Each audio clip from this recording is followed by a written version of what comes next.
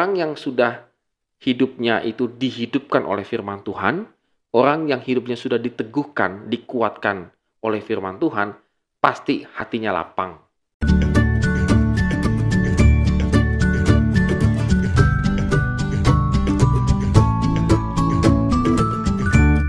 Shalom Good Readers, tetap semangat, optimis, dan juga tetap bersandar penuh kepada Tuhan untuk melalui hari ini ya.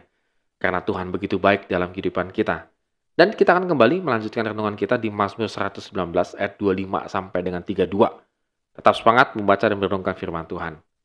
Ya, Good Readers, ini adalah satu renungan yang luar biasa menurut saya. Karena pemazmur sadar.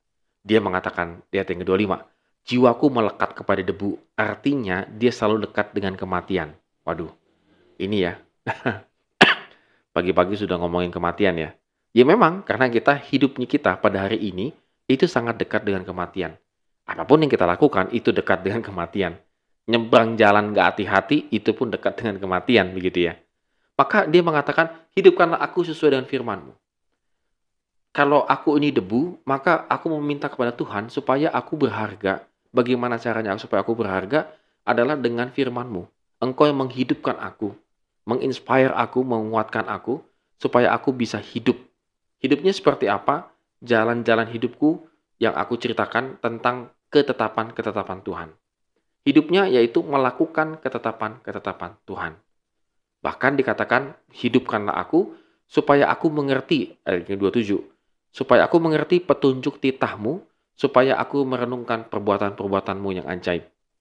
Jadi pemazmur mengatakan, aku ini debu, dekat dengan kematian, tetapi aku bisa hidup, bisa bergairah, passion begitu, karena aku mengikuti perintah-perintah-Mu ya Tuhan.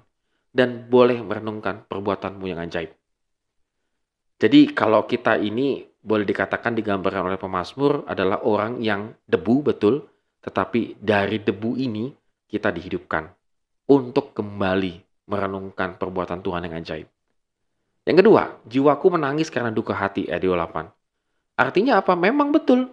Kalau dalam kehidupan kita sehari-hari, kita nggak akan jauh dari namanya menangis dan duka hati yang sedih gitu ya. Sedih perbuatan suami kita, istri kita, anak kita, teman kita, dan seterusnya. Pasti manusia tidak akan jauh dengan hidup yang namanya kesedihan dan tangisan air mata. Tetapi dikatakan oleh pemazmur, teguhkanlah aku. Waduh, ini luar biasa ya. Untuk bisa kuat kembali, bisa berdiri kembali, berjalan kembali, dan berlari, itu adalah sesuai dengan firman-Mu, artinya hanya melalui firman-Mu. Jadi Good Readers, pada hari ini kalau kita masih menyimpan duka, kesedihan, dan seterusnya, lihat, hanya Tuhanlah yang bisa meneguhkan kita, memampukan kita untuk bisa berjalan dan berlari. Sehingga Good Readers pada hari ini luar biasa ya. Di ayat yang ke-32 juga ditutup dengan katakan, aku akan mengikuti petunjuk perintah-Mu sebab Engkau melapangkan hatiku. Waduh, orang yang sudah hidupnya itu dihidupkan oleh firman Tuhan, orang yang hidupnya sudah diteguhkan, dikuatkan oleh firman Tuhan, pasti hatinya lapang.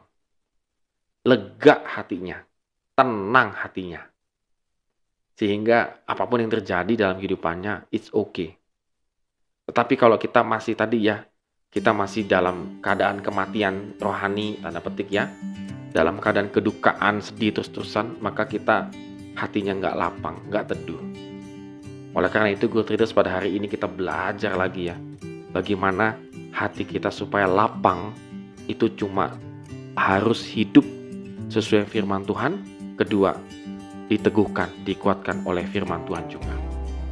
Amin. Kiranya Tuhan memberkati kehidupan kita hari ini.